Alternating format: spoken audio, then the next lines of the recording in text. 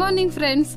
ಒಳ್ಳೆಯದನ್ನ ಮಾಡುವುದು ಅಂದ್ರೆ ದೊಡ್ಡ ಕಾರ್ಯಗಳೇ ಅಲ್ಲ, ಪ್ರತಿದಿನ ಸಣ್ಣ ಸಣ್ಣ ಕೃತ್ಯಗಳಲ್ಲಿ ದೇವರ ಮಹಿಮೆಯನ್ನ ಕಾಣಬಹುದು.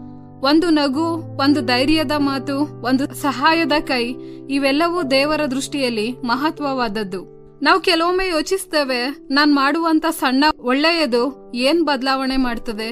ಆದ್ರೆ ದೇವರ ರಾಜ್ಯದಲ್ಲಿ ಸಣ್ಣದು ವ್ಯರ್ಥ ಆಗುದಿಲ್ಲ. ಫ್ರೆಂಡ್ಸ್, ದೇವ್ರು ಸದಾ ಒಳ್ಳೆಯದನ್ನೇ ಮಾಡ್ತಾನೆ. ಸೂರ್ಯನನ್ನ ನೋಡಿ, ಅದು ಎಲ್ಲರಿಗೂ ಬರ್ತದೆ. ಮಳೆ ಎಲ್ಲರ ಮೇಲೂ ಕೂಡ ಬೀಳ್ತದೆ. ದೇವ್ರು ಯಾರನ್ನೂ ಕೂಡ ಬೇಧಿಸೋದಿಲ್ಲ. ನಾವು ಕೂಡ ದೇವ್ರ ಮಕ್ಕಳಾಗಿದ್ರೆ ನಮ್ಮ ಜೀವನದಲ್ಲಿ ಒಳ್ಳೆತನವನ್ನ ತೋರ್ಬೇಕು.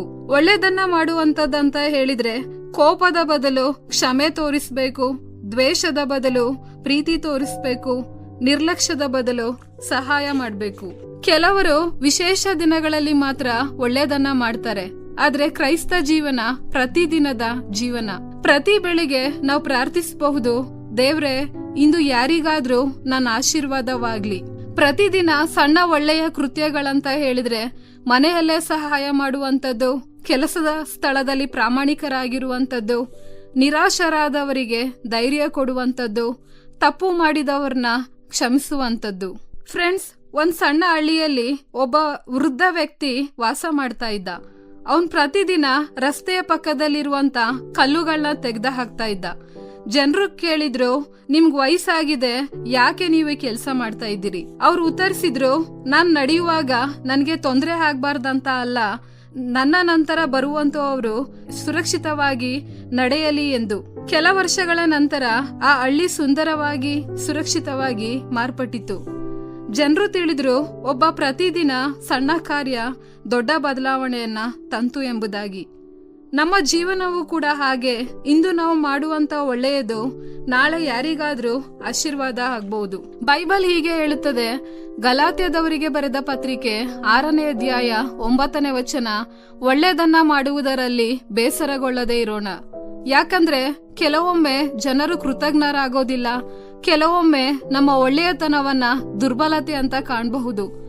ಕೆಲವೊಮ್ಮೆ ಫಲಿತಾಂಶ ತಕ್ಷಣ ಕಾಣೋದಿಲ್ಲ. ಆದ್ರೆ ದೇವ್ರು ನೋಡ್ತಾ ಇರ್ತಾನೆ. ದೇವರ ಸಮಯದಲ್ಲಿ ಫಲ ಸಿಗ್ತದೆ.